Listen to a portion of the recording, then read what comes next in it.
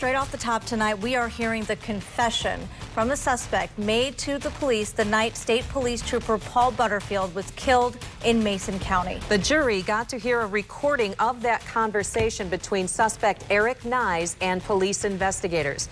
24-hour News 8's Leon Hendricks is covering this trial gavel to gavel. He's here right now to tell us more about it. You've been every step of the way with this trial. Yeah, it's been a strong 4 days, a long 4 days for that family that's been sitting through this. But this is going to be key here and a big hurdle for the defense to come over.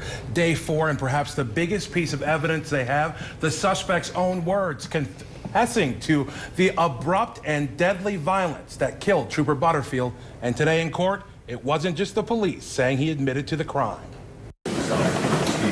It's been 4 days of damning evidence, and if the fingerprints, murder weapon, and Trooper's blood on the suspect's truck weren't enough, this likely had a huge impact on the jurors. It came the night the shooting happened from the hospital bed. The suspect's own words, a confession to police.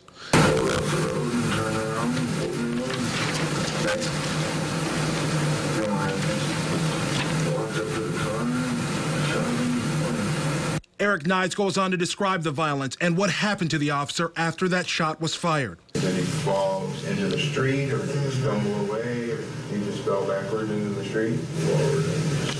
Forward into the street.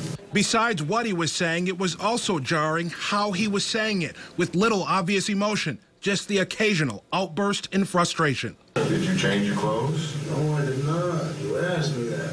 Okay. I hate when people ask me the same question. It was the end of a day packed with scientific evidence, and even two friends who say Eric Knysz came to their house after the shooting looking for marijuana. After he took the stand, Mark Harris spoke one-on-one with us about the bizarre interaction with Eric Knysz.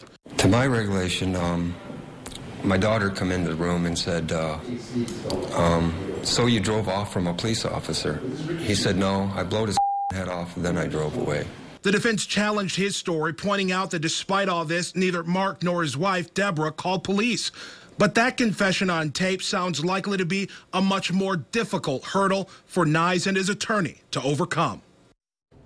And prosecutors are not done with their case. They have more, including a star witness. The only eyewitness, Eric Knysz's wife, will take the stand and join the many fingers pointing at Eric Knysz, saying he did it. Wow. During any of this testimony, did he say why he had a gun in the first place, Eric?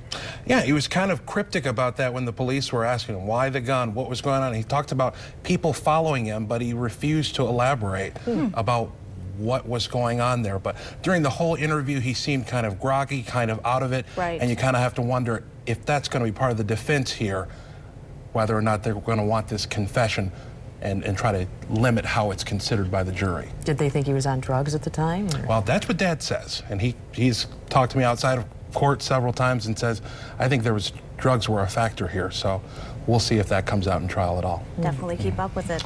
Okay.